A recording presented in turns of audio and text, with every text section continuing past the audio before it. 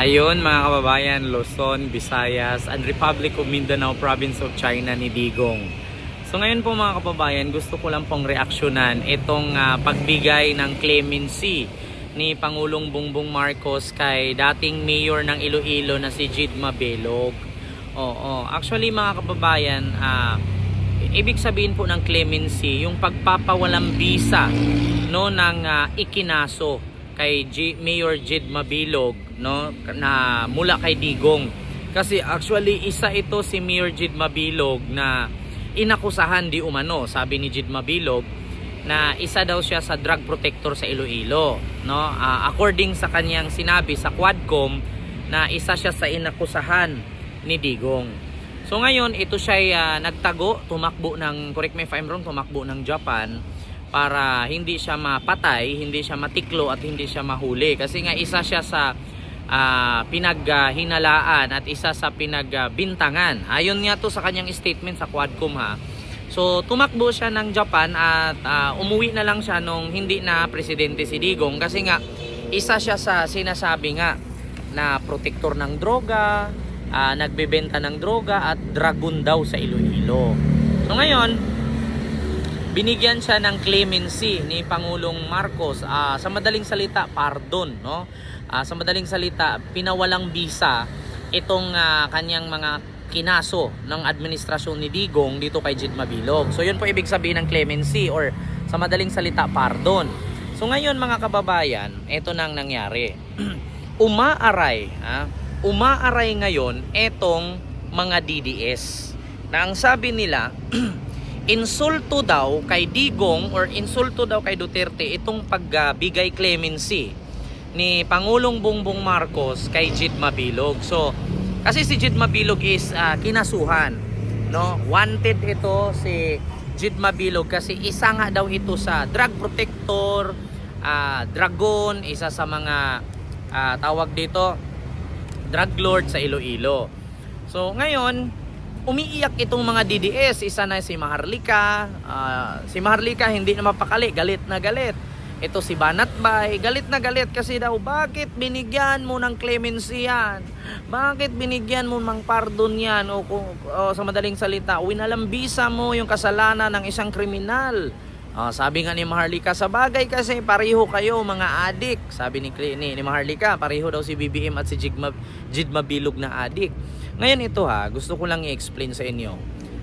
Ang presidente kasi sa Pilipinas, meron kasi yan siyang power na kung saan meron siyang karapatan at meron siyang rights na magbigay ng pardon or clemency sa mga tao na karapat-dapat. Katulad kay Gloria Arroyo. Bakit ba nakalaya si Gloria nung panahon ni Digong? Binigyan ni Digong ng pardon si Gloria kaya nawala yung kasong plunder. Kung naalala nyo si Gloria noon, nung kinasuhan, may bracket-bracket sa liig.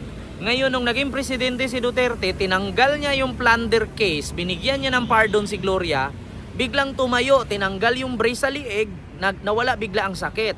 So ngayon, wala tayong problema kasi si Digong nga, plunder, pag nanakaw ng pera sa bayan, yung kaso ni Gloria. Pag nanakaw ng pera sa mga tax ng Pilipino, ang kaso ni Gloria. Pero napawalang bisa nung binigyan ni Digong ng pardon si Gloria. So ngayon, question ng mga DDS supporter ang pagbigay ng pardon ni Pangulong Bongbong Marcos kay Jid Mabelog na puro lang naman bintang. Puro lang naman akusa ang kinaso ni Digong sa kanya. Kaya buti na lang si Jid Mabelog nakalipad ng Japan, hindi napatay. Kasi kung hindi nakalipad ng Japan, susunod si Mayor Jid Mabelog na itutumba kay Mayor Espinosa ng Leyte. Kasi yan ang sakit ni Digong noon.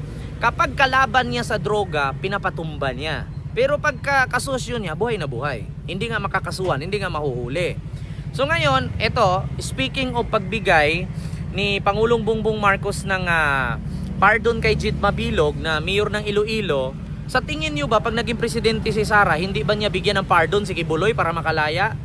Ganun lang naman yan eh. Kung insulto ang ginawa ni BBM sa pagbigay ng pardon or clemency kay Mayor Jid Mabelog, mas lalong insulto kapag bibigyan ng clemency or pardon ni Sara si Kibuloy pag naging presidente si Sara.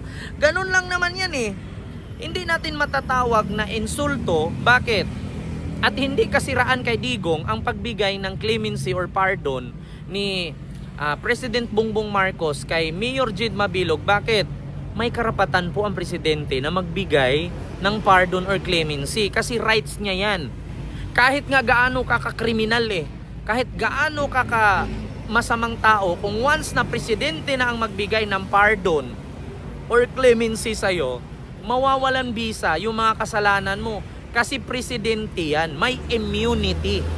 May power ang presidente. Kumbaga kung sa Pilipinas Got Talent pa yan, sa X Factor pa yan, merong power ang mga hurado na magbigay ng golden buzzer. Ganon yan, di ba? Wait lang. Kung sa ano pa yan, kung sa Pilipinas Got Talent yan, kung sa X Factor yan, no? Merong rights ang mga hurado na magbigay ng golden buzzer. Ganon yan, golden buzzer. So ganon din si Pangulong Bongbong Marcos. Presidente siya, meron siyang power na magbigay ng clemency or pardon sa mga tao na karapat dapat bigyan. Sa tingin nyo, mga DDS, kung hindi ba kayo tanga, si Gloria Arroyo may kasong plunder.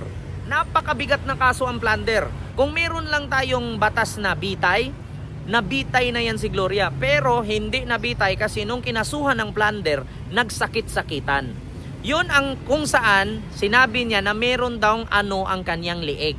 Pero nung naging presidente si Duterte, biglang tumayo ang Gloria Arroyo na wala ang neck brace sa lieg, tumayo at straight na ang lakad. Pero nung hindi pa presidente si Duterte at hindi pa siya nabigyan ng pardon, si Gloria hindi naglakad, naka-wheelchair lang. Diba? So kung insulto pala kay Duterte ang ginawa ni Pangulong Bongbong Marcos, no? Sabi ng mga DDS, bakit yung pagsisigaw-sigaw ni Duterte dyan sa media, sa rally-rally na sasabihan niya si BBM bangag, si BBM adik, hindi ba insulto yan? Bakit? Kapag kayo ang bumira, okay lang. Pag si BBM gumawa ng hakbang, mali na. Di ba? Yung ginawa ni BBM na pagbigay ng clemency o pardon kay Jed Mabilog, nasa batas yan.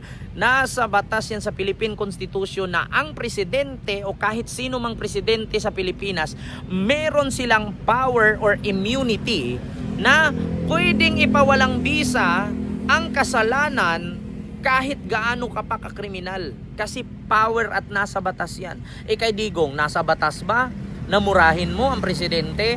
Nasa batas ba ang sigaw-sigawan mo at sabihan mong adik na wala ka namang pruweba? Nasa batas ba ang pagbantaan mo ang buhay ng First Lady, House Speaker at ng Presidente? Wala. Di ba? So, ito lang yan kapag sila ang manira, kapag mga Duterte ang bumira, okay lang. Pero pag gumawa ng hakbang ang Marcos, mali na. Kaya, akapos nga lang ni BBM kanina sabi niya, kaya sila galit sa akin kasi hindi nila makuha ang gusto nila sa akin. Kasi sa akin, kahit magkaibigan tayo, kahit pa gaano tayo kalapit, kung may kasalanan ka, walang kaibigan. Walang kaibigan, hindi sinasanto. No? Trabaho lang. Yan ang tinatawag na hustisya. Hindi porkit kaibigan ka, hindi porkit magkaklase kayo, kung nakapatay ka, hindi ka makukulong. Bakit? Presidente kaibigan mo, walang ganun, sabi ni BBM. Kaya nga daw galit ang mga Duterte at mga kaliwaang grupo kay BBM kasi hindi nila makuha yung gusto nila kay BBM. Yun yung post ni BBM, di ba?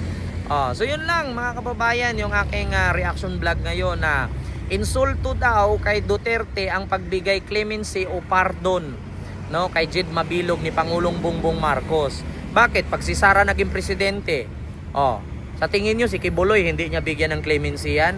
Bibigyan ni Sara ng clemency yan. Bakit? Tatay-tatay na din niya yan Kaya pinaglaban nga niya yung pinakubkob ni General Torre yung ilalim ng tinirhan ni Kibuloy. Imposible pag naging presidente si Sara, hindi niya bigyan ng clemency si Kibuloy. What the heck na lang masasabi ko. So yun lang mga kababayan. Maraming salamat and see you next vlog. God first. Thank you.